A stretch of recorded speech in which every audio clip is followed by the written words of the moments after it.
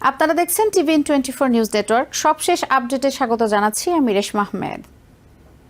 Michigan স্টেটের West Bloomfield এলাকায় অবস্থিত টেম্পল ইসরায়েল সিনাগগে গাড়ি ঢুকিয়ে হামলার ঘটনায় সন্দেহভাজন হামলাকারী নিহত হয়েছে। স্থানীয় পুলিশের তথ্য অনুযায়ী এই ঘটনায় একজন নিরাপত্তা প্রহরী আহত হয়েছেন, তবে সিনাগগের কর্মী বা শিশুদের কেউ আহত হয়নি।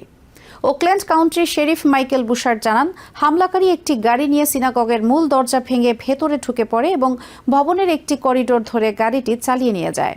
পরে গাড়িটিতে আগুন ধরে যায়। এ সময় এক নিরাপত্তা প্রহরীকে ধাক্কা দিয়ে আহত করে হামলাকারী। এরপর আরেকজন নিরাপত্তা প্রহরী হামলাকারীর সঙ্গে গুলি বিনিময়ে জড়ান।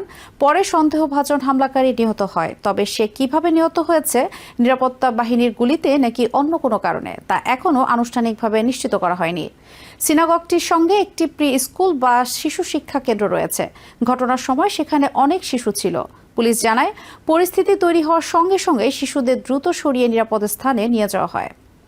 একজন স্থানীয় বাসিন্দা লিসা স্টার্ন জানান, ঘটনাটি জানার পর অনেক অভিভাবক ও দাদা দাদি দ্রুত সিনাগগের কাছে ছুটে আসেন। শুরুতে সন্তানদের নিরাপত্তা নিয়ে তারা খুব আতঙ্কিত ছিলেন। তিনি বলেন, প্রথমে যখন কেউ নিশ্চিত ছিল না কি ঘটেছে, তখন অনেক অভিভাবক আতঙ্কে মাটিতে বসে পড়েছিলেন। কয়েক মিনিটের মধ্যেই যখন জানানো হয় যে শিশুদের সবাই নিরাপদ আছে, তখন সবাই স্বস্তি পান। স্থানীয়দের ধারণা, হামলাকারী হয়তো সিনাগগটির অবস্থান সম্পর্কে জানত, কারণ ভবনটি মূল সড়ক থেকে কিছুটা ভেতরে এবং সহজে চোখে পড়ে না। তাই অনেকের মতে হামলাকারী জানত কোথায় আঘাত করলে বেশি ক্ষতি করা সম্ভব। ঘটনার পরপরই পুরো এলাকা ঘিরে ফেলে পুলিশ।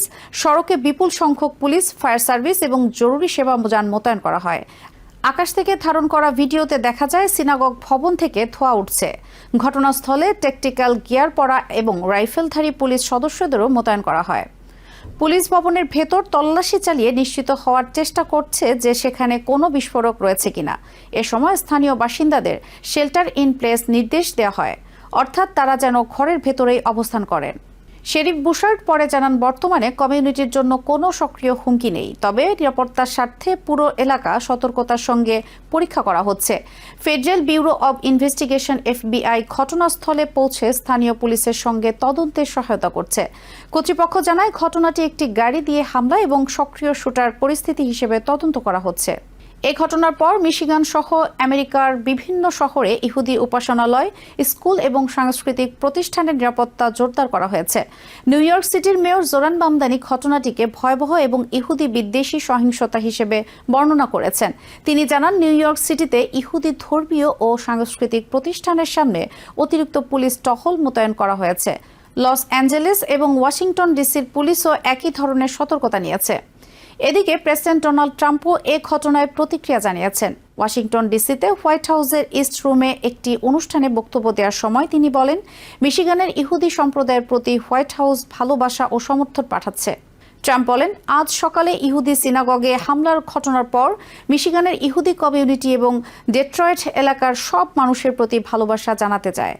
অ্যান্টি ডিফেমেশন লীগের এক জ্যেষ্ঠ কর্মকর্তা বলেন, আমেরিকা জুড়ে ইহুদি সম্প্রদায় অনেক দিন ধরেই উচ্চ সতর্কতায় রয়েছে। তিনি বলেন, মধ্যপ্রাচ্যে আমেরিকা ও ইসরায়েলের যুদ্ধ শুরুর পর থেকে ইহুদি বিরোধী ঘটনার আশঙ্কা বেড়েছে এবং অনেকেই ভাবছেন এই হামলার সঙ্গে বিদেশের সংঘাতের কোনো সম্পর্ক আছে কিনা। West ব্লুমফিল্ডের temple Israel metro Detroit অঞ্চলের সবচেয়ে বড় সিনাগগগুলোর একটি। এটি 1941 সালে প্রতিষ্ঠিত হয়। এখানে প্রায় 3500 পরিবারের সদস্য রয়েছে এবং মোট উপাসক সংখ্যা প্রায় 12,000।